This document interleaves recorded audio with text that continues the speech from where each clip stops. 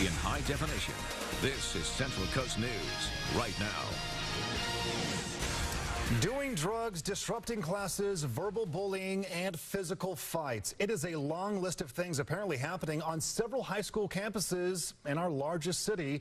Good evening, I'm Mark. This is Jess. Well, all this according to a new study. So now, as a new school year gets underway, the Salinas Union High School District is finding ways to keep your children more protected. Central Coast News reporter Cassandra Arsenault has this safety alert. There was like a lot of fights at school and like people calling each other names. Melinda House just graduated from North Salinas High, and while she can't say whether there was an increase in violence or punishments for breaking school rules, she said there was a physical fight in the hallway at least once a month. What people encouraged it at school, like they would like go run towards the fight. But Melinda didn't let the violence distract her. She's on her way to UC Davis in a couple of weeks, but kids heading to North Salinas or other schools within the Salinas Union High School District no doubt have that on their radar. A recent report from the district shows nearly 1,000 more student offenses reported last year than the year before. And of those offenses, almost 1,000 more acts of defiance. We have to use this data to take a look at the school safety. Are our students safe? Is the public safe? Or is our staff safe? The study needs to be taken with a grain of salt. Behind these doors, Mr. Romero says students' bad behavior isn't necessarily increasing, but they're being more proactive in reporting it. But the district said now that it has more accurate numbers to look at. It's all about finding solutions. So it's not a matter of implementing discipline, imposing discipline on a kid, but it's also what can you do differently to address behaviors. Instead of me suspending a kid immediately, what else can I do? In Salinas, I'm Cassandra Arsenault, your Central Coast News. Well, tonight, the Director of Alternative Education will present this data to the school board. The goal, of course, is to come up with different strategies on how they can curb the bullying and disruptions. Well, this information just coming into our newsroom here. Dylan Greiner, a surf instructor in Santa Cruz, has pleaded not guilty to molesting young girls and taking photos of them. His bail is set at $1 million. He's going to be back in court on October 24th.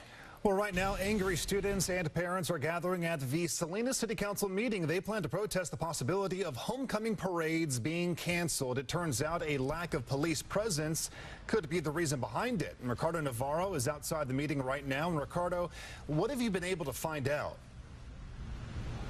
Well, Mark, it was last Thursday when the Associated Student Body at Salinas High School was informed that the Salinas Police Department will likely not be able to patrol the school's homecoming parade event. Now, that parade is scheduled to happen on October 18th. In high definition, this is your Central Coast News Source at 5.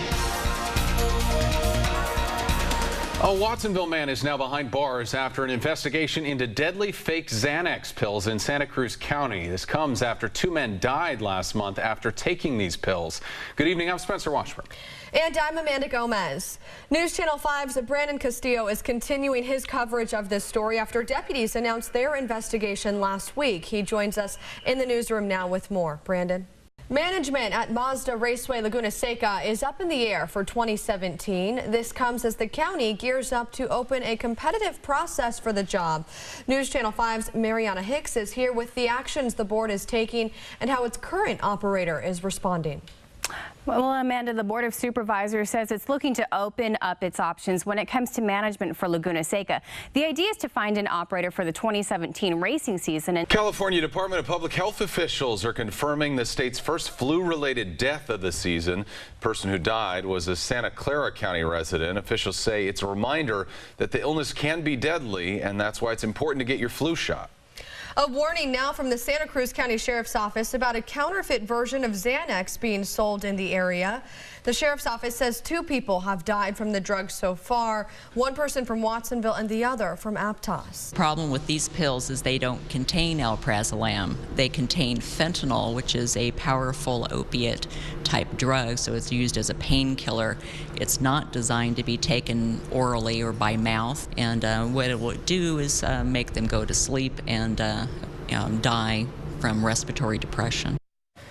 The victims believed the drug was Xanax, but the coroner's office says if you look closely at the pill, you'll notice some red flags. The pill doesn't appear to be symmetrical, and the edges or line on it don't look the same. As far as where the fake pills are coming from, that's still under investigation. we're still days away from Friday night football, but we do know our Spotlight Game of the Week winners. Let's take a look. This week's game features San Benito versus Palma. They'll face off Friday night at 7:30 at Rabobank Stadium. Each team will receive a $250 check from Wells Fargo. And remember, our football coverage starts at 6 p.m. The State Fair Political Practices Commission says they're investigating Attorney General Kamala Harris for a gift she accepted from a San Francisco company. The gift could be over the limit allowed by state law. The State Board of Education is withholding $3 million taxpayer dollars from a test contractor. The decision comes after the contractor was a month late in providing scores for the first round of the tests from the Common Core curriculum. Common Core curriculum focuses on more critical thinking. Thanks for watching. That's News Channel 5 tonight at 11. We'll see you tomorrow. Have a great night.